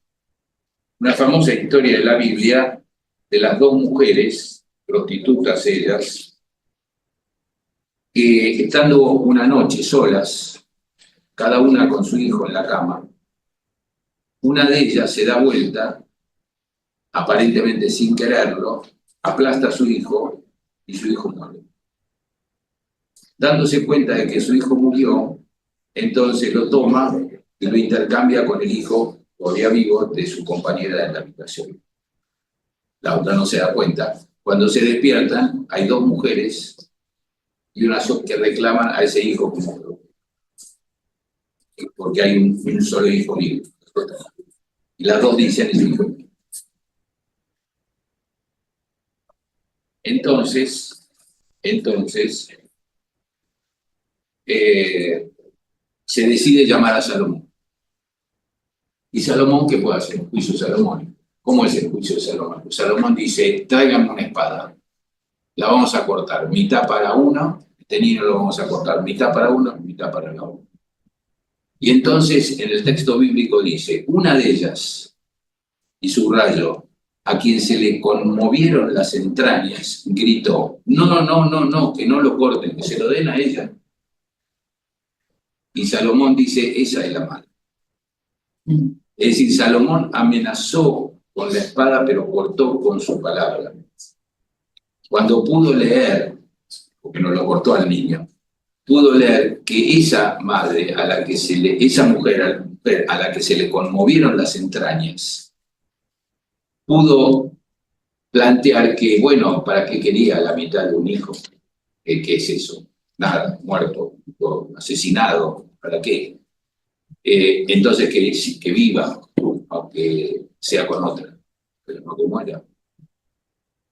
Ese es el deseo materno. Entonces, el deseo materno se juega en una dimensión ligada a la vida, no como en Medea, no como en esa mujer que hace poco acá en la Argentina mató a su marido y mató a los hijos, como Medea, en el mito de Medea, que mató a sus hijos. Medea los mató para vengarse de Jasón, que había salido. Entonces, eso no es la dimensión de la madre. El deseo de la madre, entonces, se juega de una manera muy especial. Yo incluso interpretaría el texto bíblico dándole una nueva vuelta y diría, esas dos mujeres son una genial metáfora de lo que le sucede a toda mujer en tanto madre. No a toda mujer, pero una mujer que no madre. Pero a una mujer en tanto madre siempre le sucede de una manera u otra ese conflicto, esa lucha, esa tensión, que yo llamaría de una manera didáctica, que yo llamaría una madre deseante y una madre funcional, una madre del deseo y una madre del goce. Una que la madre del deseo que posibilita que ese hijo se aparte, ya que su deseo va más allá del deseo de poseer a su hijo, ya que su deseo no se agota en el hijo. Si el deseo de una madre se agota en el hijo, estamos mal. La historia termina mal, por ejemplo. Si el deseo de la madre se agota en el hijo, es decir, no hay nada más que el hijo, punto, se acabó. Padre es el nombre de un deseo de madre, es decir, el deseo de la madre en términos de aquello que no se agota en el deseo del hijo. Como ven, padre es un significante que nombra el deseo de la madre, no es un nombre, no es una persona. Por eso dice el nombre del padre. Cuando esa mujer que ha tenido un hijo nombra al padre, pero nombrar al padre no es nombrar al padre en el sentido de aquel que alguna vez se acostó con ella o aquel que adoptó ese hijo. El nombre del padre es el nombre del deseo que no se agota en ese hijo, porque hay algo que va más allá del hijo, como en el caso de la madre que dice en la historia bíblica que se va a leer la otra. Pero toda mujer, en tanto madre, está en esa tensión entre el tener a ese hijo como una parte de su cuerpo, porque fue una parte de la vida intrauterina, una parte de su cuerpo, pero no es nada interesante ni bueno para el hijo que una madre piense que el hijo va a ser toda la vida una parte de su cuerpo. Yo recuerdo una paciente que su hijo tenía consulta movido por algunas afirmaciones de una amiga, porque decía, bueno, sí, ya, yo me doy cuenta ahora, yo lo que pasa es que hace mucho tiempo que lo echo a mi pareja de la cama y me quedo con mi hijo en la cama todas las noches, porque mi hijo tiene 8 años. Entonces, claro, una amiga me hizo pensar, me dijo, mi hijo tiene 8 años, va a tener 15, va a tener 30, y vos a tu marido lo despachás y va a estar durmiendo con vos. Y entonces ella al principio dijo que le respondió de una manera de la cual después se dio cuenta que era un problema. Le dijo, bueno, es mi hijo y yo con él hago lo que quiero. Eso es lo que Lacan llama el capricho materno. El capricho materno es un deseo de la madre que se agota en el deseo del hijo.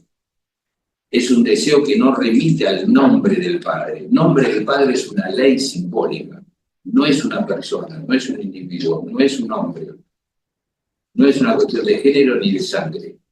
Nombre del padre es un nombre. Es el nombre en tanto es el padre nombrado. No importa si ese padre existe o no. La mujer puede ser soltera, puede haber adoptado un hijo y el padre no existe. O existiría el padre, pero es un padre que no importa. Pero sin embargo, si aparece la palabra referida a un tercero, a un nombre del padre, entonces hay padre. Pero padre como significante, nombrado por el deseo maternal.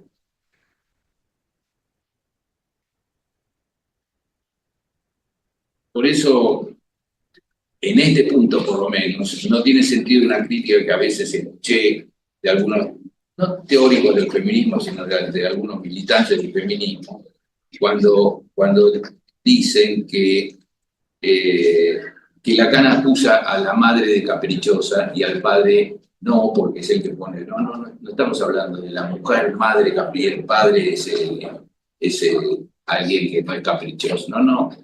El capricho es universal, todos los seres humanos podemos ser caprichosos. No estábamos refiriendo. Cuando Lacan habla del capricho del deseo materno, cuando utiliza esas dos metáforas tan ilustrativas, cuando dice una madre fálica, si se queda en el lugar de la madre fálica, si es una madre que no funciona con el deseo maternal, que su hijo es el padre y de ahí no sale, no hay un nombre de un tercero, el tercero no importa, yo soy la madre y con él hago lo que quiero. Ese es el capricho maternal. Si no importa nada más que su propio capricho, como decía Hegel, su ley del corazón, no hay nada más que eso es mortífero para el niño. Por algo yo la llamé madre pulsional, que da la pulsión de muerte, apropiarse del hijo como si fuera una parte de su propio cuerpo. A veces hay hijos que nacen así, en el norte argentino, pero no solo en nuestro país, en otros también. En la Argentina del norte se llaman los hijos mameros. Aquellos que ya desde el deseo materno están condenados a ser el hijo que va a cuidar a la madre toda la vida. En una ciudad de México, hay cerca del Istmo, hay una tradición que viene de la cultura indígena, donde está siempre muy estimulada la idea de que un hijo sea travesti. Es muy curioso, en una sociedad tan machista como la mexicana, que existe esa ciudad tan particular en la que se hace una exaltación del travestismo. Toda familia espera tener un hijo travesti, es el hijo que va a estar siempre. Es un travesti que a su vez se va a tratar de que no esté con ninguna pareja, sino que sea el hijo que nunca va a abandonar. No es un buen destino para el hijo. No es un buen destino para el hijo. Por eso padre es un sinónimo de ley de la prohibición del incesto. La prohibición del incesto es una ley que no está referida al incesto en el sentido convencional de la palabra. Yo creo que se podría decir que la ley de la prohibición del incesto, que la ley del padre, el nombre del padre, el momento en el que la madre dice no a su goce, estamos en esta época, después vendrá el problema del padre. Lacan dice, no importa el padre concreto, después vendrá qué pasa con el deseo del padre, si hay padre. Padre consanguíneo, padre adoptivo, lo que después veremos. Pero al principio dice, ahora no me interesa poner en cuenta, tomar en cuenta al padre. Y se burla de una concepción ambientalista del padre. Dice que, pero todos hablan, los psicoanalistas hablan del padre presente, el padre ausente, el padre sano, el padre enfermo, el padre bueno, el padre malo, el padre violento. No, y dice, eso no nos sirve para nada, porque además se ha demostrado un padre bueno. Y a veces peor que un padre malo. Porque no puede ser. Entonces se burla de esa concepción, ¿no? Los padres enfermos, los padres sanos, los padres muertos. Se burla mucho en el seminario 5. Después va a decir, el padre de carne y hueso alguna función cumple. Va a hacer un largo recorrido para definir el padre real. El padre que hace de esa mujer la causa de su deseo y dice no, para que el hijo no quede al servicio sexual de la madre, con el ejemplo que le acabo de dar toda la vida en la cama con la madre. No, es el que dice no. Bueno, pero eso viene después. En esta época de la metáfora paterna, a Lacan le interesa hablar del deseo materno. Y la clave es que el deseo materno, si no se agota en el hijo, se llama ley del padre. Es como si desde el lugar de la madre se decidiera prácticamente todo. Ahora, la prohibición del incesto, y con esto voy a cumplir, ha sido el lugar a las preguntas. La prohibición del incesto. La prohibición del incesto es una ley, es la ley fundamental, es la ley que se pone en juego en todas las leyes, normas, decretos. La ley que existe sosteniendo toda ley, toda reglamentación, es la ley de la prohibición. Si ustedes toman los 10 mandamientos, no hay ningún mandamiento que diga no te acostarás con tu madre. o el incesto está prohibido, como quieran formularlo, no. Pero, sin embargo, Lacan en el Seminario 7, la ética del psicoanálisis, dice, todos los mandamientos se pueden reducir a ese que no está dicho. Es decir, los 10 mandamientos en realidad son uno solo, que no está entre los 10, pero que es el fundamento de los 10, que es la ley de la prohibición del incesto. La ley de la prohibición del incesto entendida como restricción del goce, que hay que limitar el goce para que la vida social exista, para que un hijo pueda ser un hijo y no una violencia de la madre, el hombre primordial, para que el juego de la vida prosiga, para que cualquier juego prosiga la vida. Si alguien juega al fútbol y recibe una patada, y en principio quizá tiene ganas de pegarle al otro una patada similar o mayor aún, pero para que el juego prosiga es necesario que no lo haga. Para eso existe un representante de la ley, que es el árbitro. Ya sabemos que a veces sucede, pero para que el juego prosiga eso no debe suceder. Es decir, ese goce debe ser restringido. Si ustedes van invitados a la casa de alguien y entonces llegan y hay una fiesta, su cumpleaños, por ejemplo, y hay, no sé, llegan con hambre y sed. Y ahí hay bebida, comida, y llegan y no se van a abalanzar sobre la comida y la bebida, van a seguir alguna regla de cortesía, van a saludar, mirarán de reojo la comida, la bebida, pero primero saludan, preguntan qué tal, cómo están, etcétera, etcétera. ¿No? ¿Eso qué es? Esa es la ley de la prohibición del incesto. Esa es una restricción de goce, restringo mi goce, no me abalanzo sobre la comida, para poder establecer alguna forma de lazo social. Mi relación es con los otros, no es la comida ni mi mundo. Es decir, la relación con los semejantes no se puede reducir nunca a la relación con el objeto funcional. El objeto funcional es autoerótico, rompe con los lazos sociales. Entonces, para que mantener el juego social se necesita restringir el goce. Esa es la ley de la prohibición del goce. Por eso, una mujer, en tanto madre, si funciona lo que Lacan llama el deseo de la madre, restringe un goce, restringe su goce. La ley está inscrita en él. La ley del padre existe inscrita en el deseo materno, como deseo materno. Si ustedes imaginen, en una escena familiar, en un living, están la madre, el padre y el nene de 10 años. Y entonces después de comer están mirando un poco de televisión y el padre le dice, mira, ya son las 10:30 de la noche, ya es hora del profesor. Imaginen que el chico le diga al padre o a los padres, entiendo, claro, me tengo que ir a dormir porque mañana tengo que ir al colegio y tengo que estudiar y tengo que estar bien lúcido para poder avanzar y después ir a la universidad y ser un hombre de bien y un profesional. ¿Se imaginan que un chico dice eso para internarlo mañana? No puede decir eso. Tendrá que encontrar algún malestar. ¿Por qué un malestar? ¿Por qué la fiesta continúa para ustedes y yo me estoy mirando? ¿Por qué ustedes van a seguir mirando la televisión? ¿Por qué hay un goce para ustedes del cual yo estoy privado? ¿Por qué ustedes después se van a la cama y qué sé yo qué hacen? ¿Por qué de ese goce estoy privado? No va a reaccionar con agrado, va a reaccionar desde la perspectiva de que hay un goce que se le restringe, ¿no? Como cuando alguien come chocolate y el padre le dice, ¿cuánto te comiste? Una barra entera de chocolate, 2 o 3 y ya está, basta.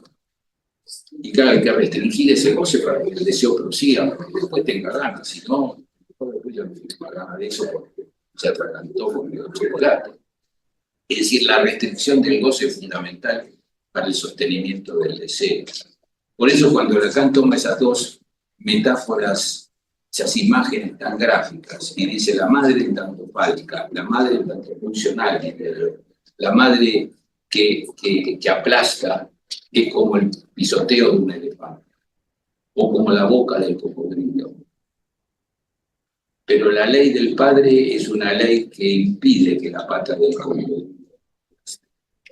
o es un palo que se pone en la boca del cocodrilo para impedir que el cocodrilo devore. O el pisoteo o la devoración del hijo son consecuencias de la ausencia del deseo materno, de la presencia impulsiva de un goce aplastante de devorador. Bueno, yo dejaría acá y les dejo la palabra a ustedes. Yo tengo una pregunta. Una vez que no sé si se dice así, ¿no? Pero cuando se instala la metáfora del padre, Sí, el nombre del padre, ¿eso es lo que permite en un futuro la exogamia en el hijo? sí, en un sentido sí, sí, sí, esa es una idea que viene de Levi-Strauss, y tal vez, que viene de Levi-Strauss, y sí, es efectivamente, es pensado así, ¿no? La idea del pasaje de la endogamia a la exogamia viene de Levi-Strauss y esto la podría extender a esta idea de la metáfora pasada. Pero la exogamia en la medida en que es esencialmente el desprendimiento en relación con la madre fálica. Esta idea no está así en Levi-Strauss. Es el pasaje de la naturaleza a la cultura a través de la prohibición del incesto, donde entonces el intercambio de las mujeres posibilita la exogamia. Eso es una concepción antropológica que no es idéntica. La diferencia con Lacan es que, si bien se puede decir lo que vos planteás, en Levi-Strauss no está la concepción de la madre fálica, sí la ley de la prohibición del incesto. Pero la ley de la prohibición del incesto adquiere una dimensión nueva, valorada y redefinida. No es exactamente igual que Levi-Strauss. Pero decir que el complejo de Edipo freudiano, el complejo de Edipo en Lacan, permiten el pasaje de la endogamia y la exogamia es una formulación amplia. El asunto es que Levi-Strauss da sus razones y Lacan da otras. Hay algunos puntos en común y otros.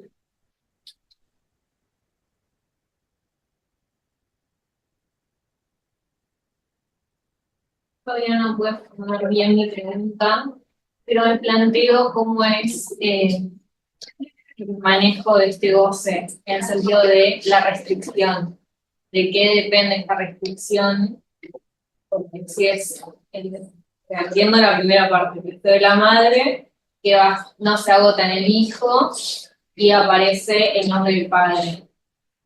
Pero me planteo cuáles son los límites de esa restricción del goce, quién lo pone, si es algo totalmente inconsciente. No es algo, claro, no es algo voluntario, es algo que está o no está en el discurso materno. Depende de, entonces, de la estructura de la madre. Lacan en este momento que habla de la metáfora paterna pone todas las fichas, para decirlo así, en relación con el deseo materno. Y la importancia de la ley, que justamente es otro nombre del deseo materno. A partir de la sustitución por el nombre del padre. Ahora, todo depende de cómo uno piense la formación de ese deseo materno. En principio, lo que Lacan dice es, depende de la estructura subjetiva de la madre, ¿no? De quien ocupa el lugar de la madre.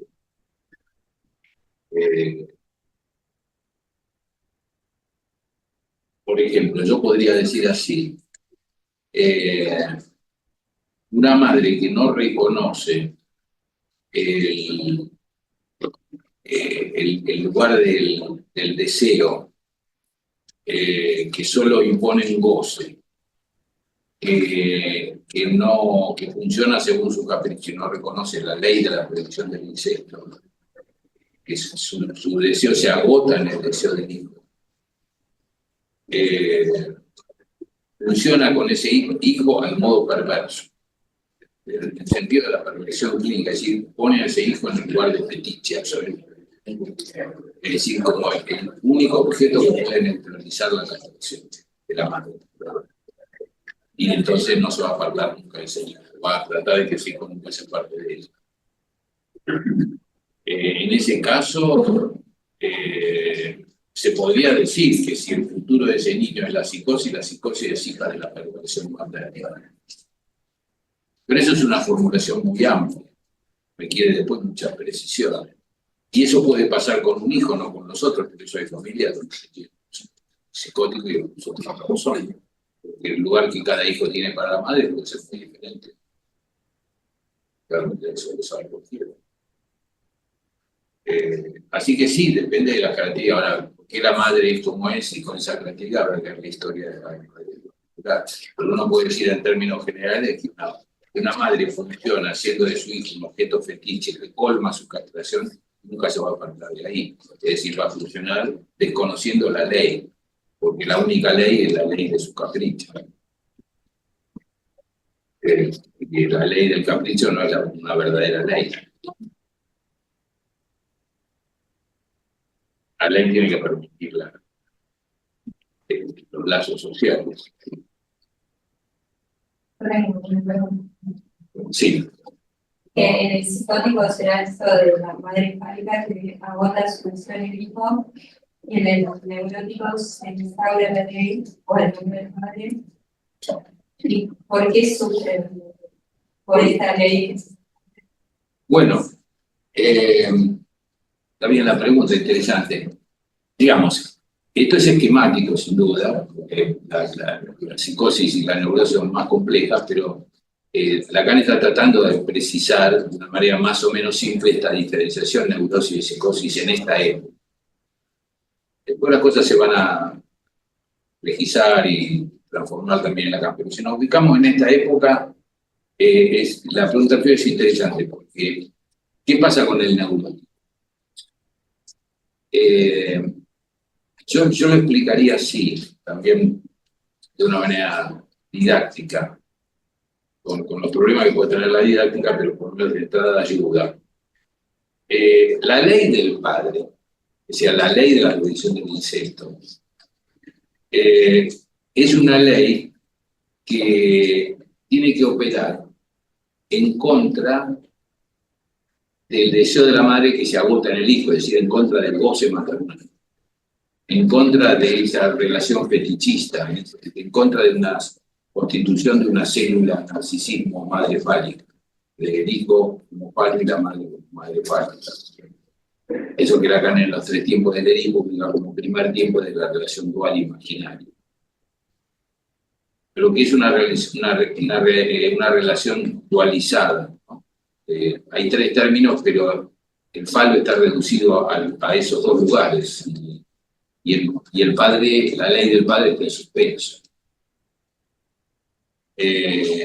Bueno, ¿qué pasa en la neurosis? Cuando hay ley del padre, cuando existe la ley del padre, el tercero que pone límite al pisoteo del elefante, que pone límite al capricho, es un tercero que funciona en oposición a ese capricho como equivalente a la ley fundamental de los seres humanos.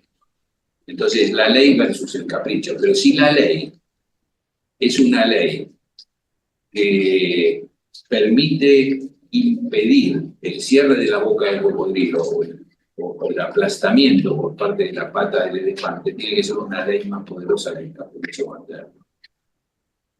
Es decir, en otras palabras, el precio que se paga por entrar en la ley es que ahora se pasa del sometimiento al capricho, en el que queda relegado el psicótico, al sometimiento a la ley. Porque la ley tiene un poder que es más fuerte todavía que el poder del capricho. La ley tiene un lado que podríamos llamarlo positivo, fundamentalmente positivo, porque salva. La ley es salvadora, salva del capricho materno, salva del pisoteo del elefante. La ley es salvadora. Nos salva de quedar dominado por el capricho materno. Sí, la ley nos salva. Nos salva, pero también nos somete. El nombre que tiene ese segundo aspecto de la ley, no la ley salvadora, que es la prohibición del incesto, por lo que Freud llamaba la conciencia moral.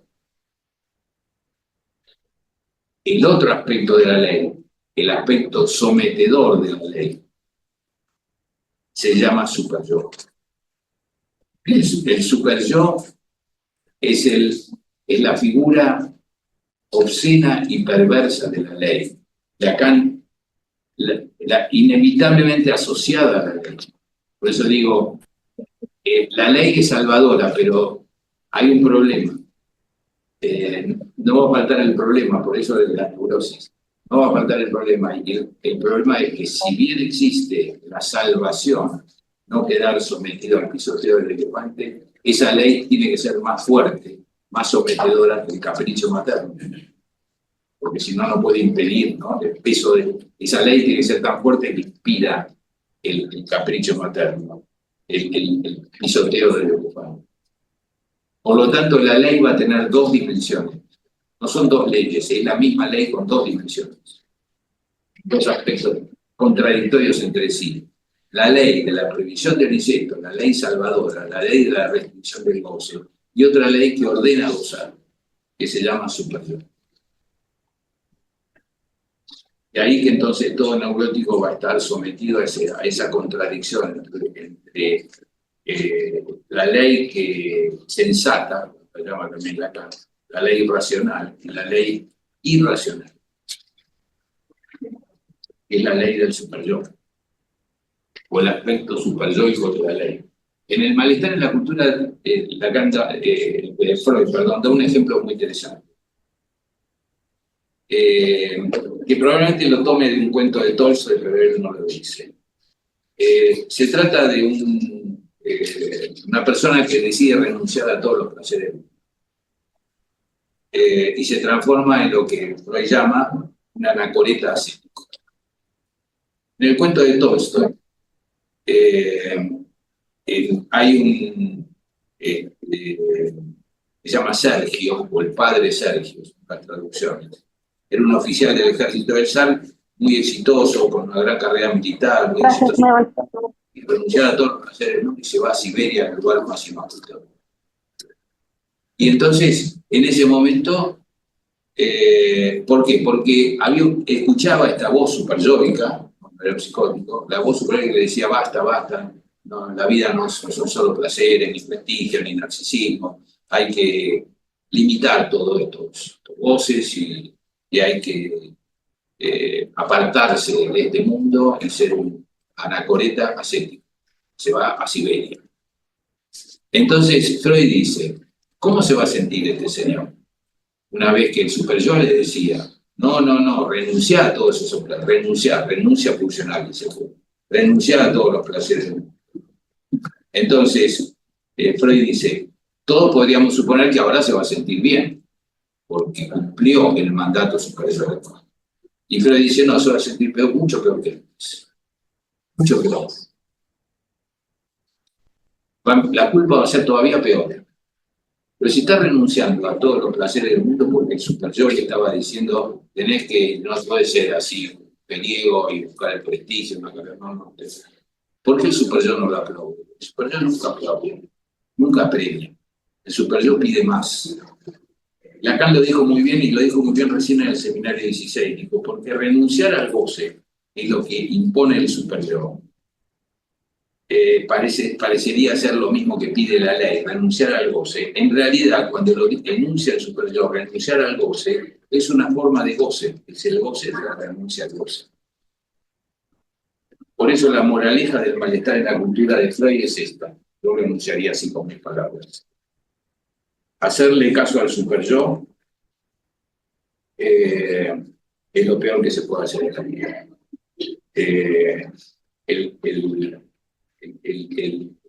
El aceptar los mandatos superyoicos hace la vida insoportable. La culpa se incrementa, el malestar se incrementa. El que responde al mandato superyoico no le va a ir nada bueno. Y en general eso es lo que sucede en mayor o menor medida en la neurosis. Ahora, esto es a lo que Lacan llega después de varias vueltas, ¿no? En la época de la metáfora. Una duda, volviendo como a este planteo del cocodrilo que se come ese hijo pánico, hay un momento límite en el que ese palo de ley se pueda poner, digamos, hay un momento en el que eso se cierra, o siempre hay un momento de establecer esa ley. Y si es así, si se cierra, hay una posibilidad de abrirlo. No sé si se cierra, a ver, ¿en qué sentido si se cierra? Como si esa madre devora a ese hijo. Sí. si está siempre abierto, está siempre la posibilidad de que esa ley se introduzca. Bueno, sí, no, está bien la pregunta, sí, está bien. Cuando Lacan plantea la forclusión, el término forclusión, que toma el derecho procesal, el término jurídico para traducir el término perverso de Freud, está tomando un término del derecho procesal que quiere decir lo siguiente: cuando en un proceso hay un paso determinado que no se ha realizado, eso se puede realizar a posteriori o no, depende de qué tipo de juicio sea. Entonces, hay juicios en los cuales, si algo no se realizó, por ejemplo, había que presentar un escrito con la firma de fulano y de fulano y de fulano, a veces eso se puede hacer a posteriori, fecha vencida. Pero hay juicios en los que eso no se puede hacer.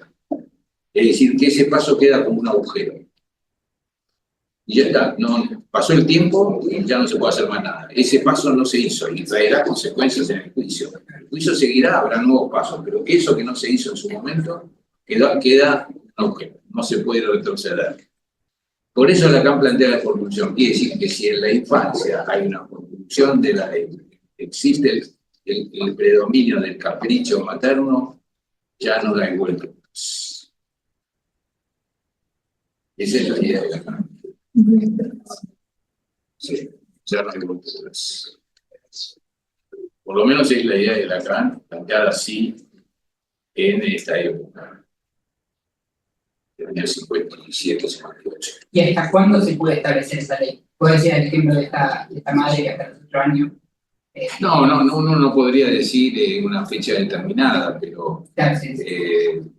es en los primeros tiempos de la vida.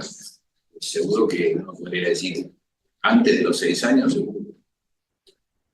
Cuando todo esto se juega, para eso vale la idea de Freud.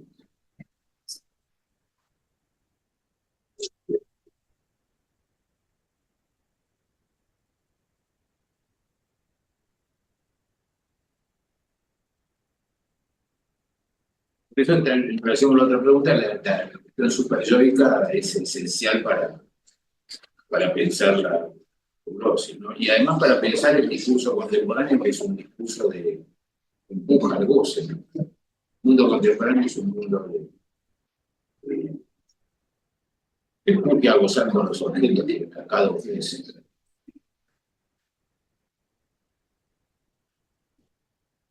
La finalidad de ser feliz. Hemos usado, ¿Qué hora es? ya son los 8. Bueno, primero muchísimas gracias.